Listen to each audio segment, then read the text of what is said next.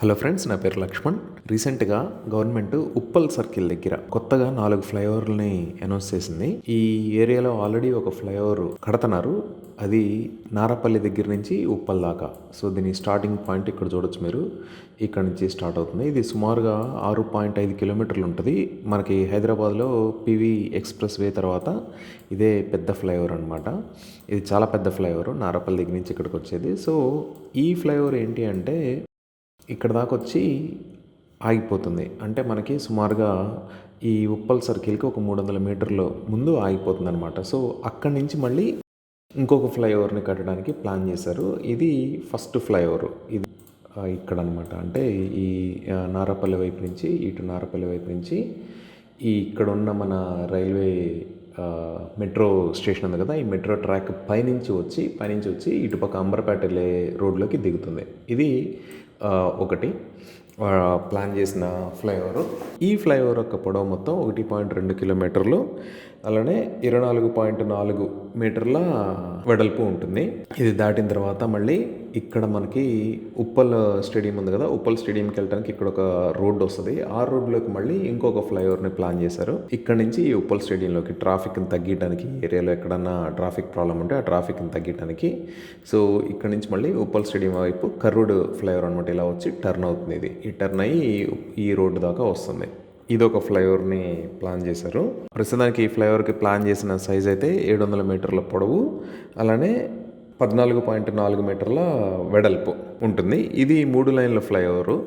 ఇది ఆల్మోస్ట్ మన నారాపల్లి నుంచి వచ్చే ఎలివేటెడ్ కారిడార్ ఉంది కదా, దాంతోపాటు ఈక్వల్గా ఇది 6 లైన్ల ఫ్లైఓవర్ అనమాట. అదే సైజులో కడతారు. ఇది 3 లైన్ల ఫ్లైఓవర్ మాత్రమే ఉంటుంది. ఈ రెండు కాకుండా ఇక్కడ రెండు వైపులా, అంటే మనకి సికింద్రాబాద్ నుంచి నాగోల్ వచ్చేటప్పుడు కానీ, నాగోల్ నుంచి సికింద్రాబాద్ వెళ్ళేటప్పుడు కానీ ప్రాబ్లం ఏమీ లేకుండా ఉండటానికి 2 ఫ్లైఓవర్లని ప్రపోజ్ చేశారు. ఒకటి లెఫ్ట్ హ్యాండ్ సైడ్ ఫ్లైఓవర్, ఒకటి ఇటుపక్క ఒక ఫ్లైఓవర్, అలానే రైట్ హ్యాండ్ సైడ్ ఫ్లైఓవర్ ఒకటి, ఇక్కడ ఒక ఫ్లైఓవర్ని ప్రపోజ్ చేశారు. ఈ 2 ఫ్లైఓవర్లు ఏంటి అంటే మనకి ఆల్రెడీ మెట్రో ట్రాక్ ఉంది కదా, ఆ ట్రాక్కి సమాంతరంగా వెళ్తూ ఉంటాయి అనమాట. ఈ 2 ఫ్లైఓవర్లు కూడా 3 లైన్ల ఫ్లైఓవర్లు. ఈ లెఫ్ట్ హ్యాండ్ సైడ్ ఫ్లైఓవర్ది మొత్తము డిస్టెన్స్ 905 మీటర్లు, అలానే వెడల్పు వచ్చేసి 12 మీటర్లు. ఇది కూడా 12 మీటర్ల వెడల్పు, మొత్తం డిస్టెన్స్ వచ్చేసి 870 మీటర్లు. ఈ 4 ఫ్లైఓవర్లు కొత్తగా ప్రపోజ్ చేశారు. ఇది ఫ్లైఓవర్ ఒకటి, ఫ్లైఓవర్ 2వ ఫ్లైఓవర్, 3, 4, ఈ 4 ఫ్లైఓవర్లు కొత్తగా ప్రపోజ్ చేశారు.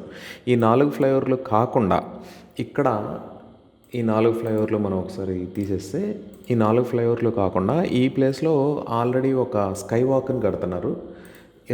అన్ని పక్కల నుంచి మనకి, అంటే ఇటు నుంచి కానీ, అలానే ఇటు నుంచి కానీ, ఎటు నుంచి అయినా సరే ఈ స్కై వాక్ ఎక్కి మనం ఈ రోడ్డుని దాటవచ్చు అనమాట. ఈ స్కై వాక్ మీద నేను ఆల్రెడీ ఒక 3D వీడియో చేశాను. మీరు ఆ వీడియో చూడాలి అనుకుంటే పైన లింక్ మీద క్లిక్ చేయండి.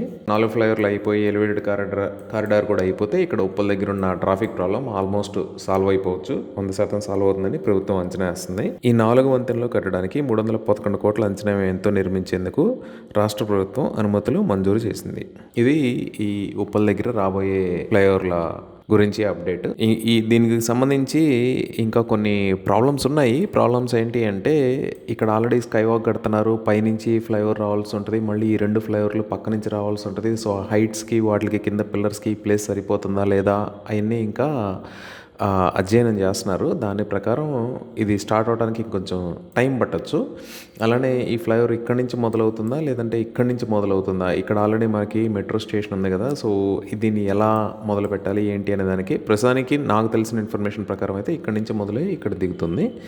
సో అది అలైన్మెంట్లో ఇంకొన్ని చిన్న చేంజెస్ ఉండొచ్చు మేబీ. ఓకే, సో ఒకసారి ఫైనల్ ప్లాన్ వచ్చిన తర్వాత ఇది ఉప్పల్ ఫ్లైఓవర్ యొక్క పరిస్థితి. దీని గురించి మీ దగ్గర ఏమైనా అప్డేట్ ఉన్నా, మీకు వేరే ఇన్ఫర్మేషన్ ఏమైనా కావాలన్నా కింద కామెంట్స్లో నాకు చెప్పండి. వేరే వీడియోస్ గురించి ఏమైనా అప్డేట్ కావాలన్నా సరే కింద కామెంట్స్లో అడగండి. నేను దాని మీద వీడియోస్ చేయడానికి ట్రై చేస్తాను. Thank you.